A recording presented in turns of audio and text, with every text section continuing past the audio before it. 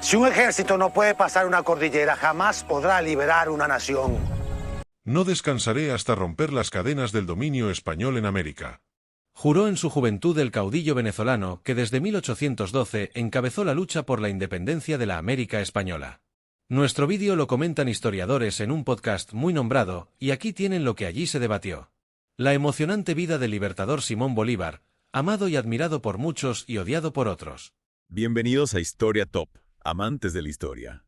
Hoy nos adentramos en la vida de una figura legendaria, Simón Bolívar, El Libertador. el libertador de Sudamérica. Exacto. Tenemos un montón de fuentes que nos habéis enviado, biografías, relatos de sus campañas militares. Oh, Promete ser un viaje fascinante. sin duda, Bolívar no se reduce solo a un brillante estratega militar.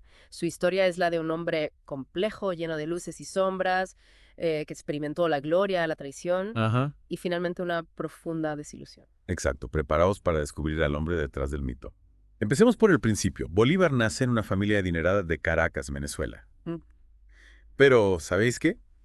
Su infancia estuvo marcada por la tragedia, perdiendo a sus padres a muy temprana edad. Es cierto.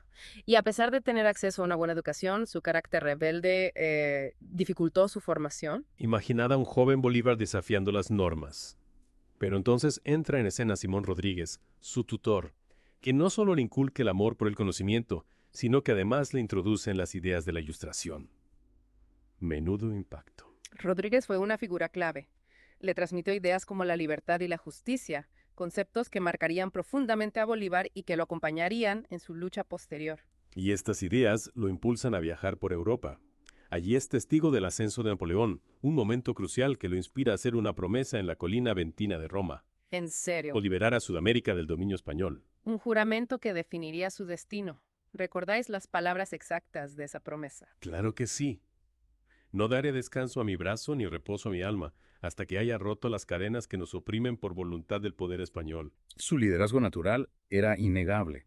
Uno de los ejemplos más claros de su brillantez estratégica es la campaña admirable, atravesar los Andes para liberar ciudades importantes. Una maniobra audaz. Increíble. Esta campaña no solo demuestra ¡Levántense! ¡Levántense, carajo! su capacidad para tomar riesgos calculados, sino también para inspirar a sus tropas. Claro, Una serie de victorias que lo catapultan a la fama. sin duda. Pero es importante destacar que las victorias de Bolívar, sobre todo en los Andes, a menudo dependían de la sorpresa y del conocimiento del terreno.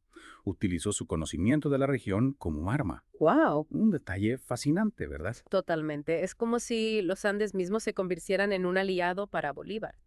Y hablando de victorias, mencionemos las más importantes: Boyacá, Carabobo, Junín, Ayacucho. Hacemos una parada en el podcast para detallarte la histórica batalla de Boyacá. Era sábado 7 de agosto en la mañana. El ejército realista desde Motavita inició su desplazamiento hacia Santa Fe. Su objetivo era llegar a la capital para unir sus fuerzas con las del virrey Sámano y organizar un frente militar contra Bolívar y el ejército independentista. Escogieron la vía por el puente de Boyacá en el Camino Real, con dirección a la capital del virreinato.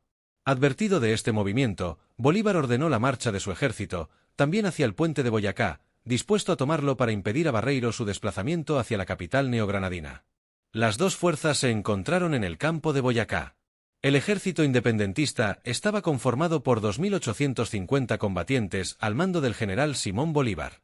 La vanguardia granadina estaba comandada por el general de brigada Francisco de Paula Santander y la retaguardia, por el general de brigada José Antonio Anzoátegui. El general Carlos Sublet era el jefe del Estado Mayor. Las tropas patriotas estaban compuestas en su mayoría por neogranadinos y los venezolanos.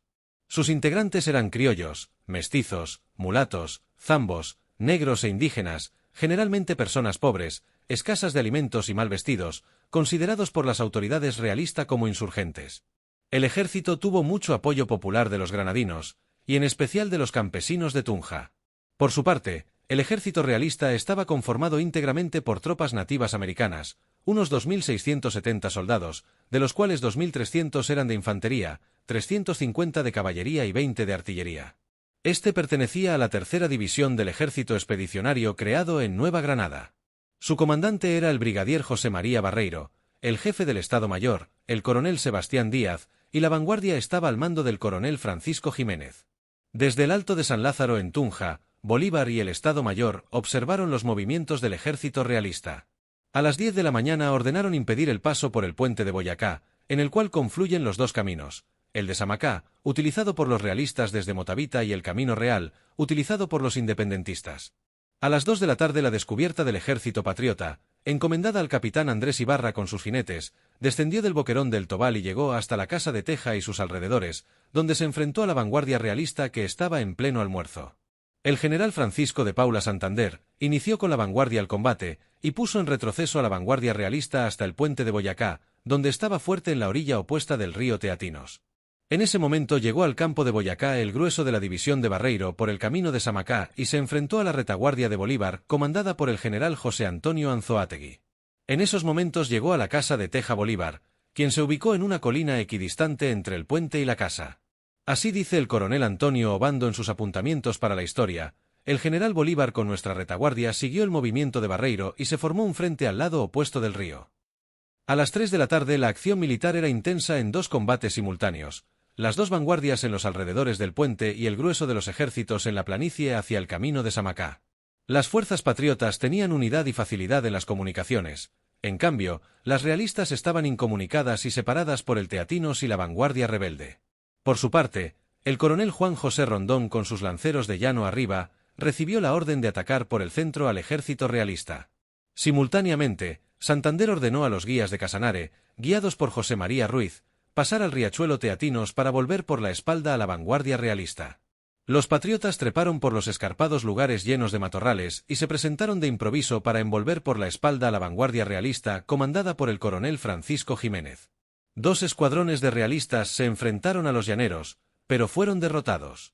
El general Santander aprovechó el desconcierto del enemigo para lanzar sobre el puente de Boyacá a los batallones cazadores y primero de línea, comandados por los tenientes coroneles Joaquín París Ricaurte y Antonio Obando. La vanguardia patriota pasó a la orilla derecha del río Teatinos o Boyacá y se tomó el puente, el objetivo del combate. El general Barreiro se mantuvo a la defensiva. Trató de rehacer su infantería en otra altura, pero la rapidez de las tropas patriotas les cerró el paso, por lo cual la retaguardia realista, cercada por todas partes, decidió rendirse. Asimismo, se rindió la vanguardia realista ante la fuerza militar de los patriotas. Va a ser implacable y la guerra va a ser a muerte, señores. No podemos olvidar la gran batalla de Carabobo. Me parece interesante detenernos en ella. El 24 de junio de 1821, en la sabana de Carabobo, tuvo lugar una batalla crucial para la independencia de Venezuela. Este enfrentamiento no solo fue decisivo para la libertad del país, sino que también sirvió de inspiración para otros pueblos de América que anhelaban sacudirse el dominio español. En esta batalla, el ejército patriota, liderado por Simón Bolívar, logró vencer de manera definitiva a las fuerzas españolas. Los bandos enfrentados fueron, por un lado, los patriotas, con Bolívar y José Antonio Páez a la cabeza en nombre de la Gran Colombia, constituida en 1819 durante el Congreso de Angostura, y por otro, el ejército realista, comandado por el español Miguel de la Torre, representante del poder colonial. Desde temprano, Bolívar desplegó su estrategia dividiendo sus tropas en tres grupos, liderados por José Antonio Páez, Manuel Cedeño y Ambrosio Plaza.